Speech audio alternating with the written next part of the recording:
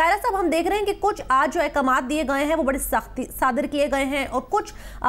मामलात में ज़रा नरमी भी दिखाई दी है। ख़ास तौर पे जब हम कहते हैं कि जी फ़ोटो लीक्स का मामला गो के बड़ा अहम मामला है, जब ट्रांसपेरेंसी की बात आती है GIT के हवाले से तो ये मामला इंतहाई अहम हो जाता है, लेकिन इस पर अदालत उज़्मा कहती है कि अगर कमीशन बनाना है तो हुकूमत बनाए। लेकिन दीगर मामलात में डायरेक्टली अहकामात सादर किए हैं सुप्रीम कोर्ट ऑफ पाकिस्तान ने, इस पर आप क्या कहेंगे?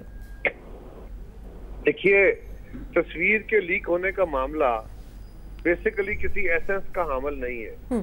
तस्वीर लीक हो जाने से कोई सारे मुकदमे के अंदर कुछ चीजें रिवील नहीं होगी, हकायक नहीं बदल गए, उसमें कोई तस्दीक और तौहीन नहीं हो गई। नहीं होना चाहिए था, इसीलिए उसकी तहकीक की गई,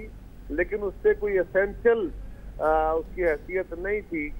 और ना ही उनकी कोई बड़ी तस्दीक मेज तस्वीर थी। वो एक कुर्सी पे बैठे हुए बड़े आराम से एयर कंडीशन कमरे में तशरीफ फरमा थे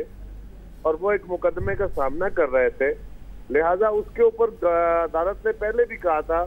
कि हम जो रिपोर्ट GIT ने दी है उससे मुतमईन है और अगर आप चाहें अटॉर्नी जनरल साहब तो गवर्नमेंट से पूछ ले, उस बंदे का नाम पब्लिक कर दिया जाएगा। अटॉर्नी जनरल साहब ने कहा गवर्नमेंट की तरफ से कि उसका नाम गवर्नमेंट कहती है पब्लिक कर दे, हमें एतराज नहीं है, तो उन्होंने कहा कर दे। बाकी जो ऑर्डर थे वो कोर्ट में खुद करने थे। एक उन्होंने खुद ऑर्डर किया हुआ था इन्वेस्टिगेशन का ICCT के चेयरमैन के रिकॉर्ड टेम्परिंग, जो बहुत खतरनाक बात थी। आज वो FIA ने अपनी इंक्वायरी करके रिकमेंड किया था कि इनके खिलाफ FIR दर्ज कर दी जाए, तो प्रीमा फेसी ये केस प्रूव हो गया। अब फर्दर डिटेल इसकी होगी, लेकिन ये बात तो सामने आ गई कि हिजाजी साहब के हाथ साफ नहीं है और उन्होंने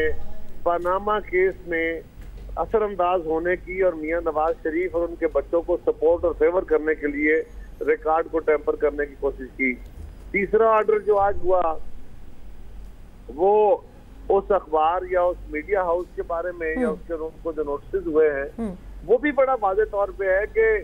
जितनी जब से ये पनामा केस शुरू हुआ जितना बिजनेस उस मीडिया हाउस को मिला है और जवाब में जितना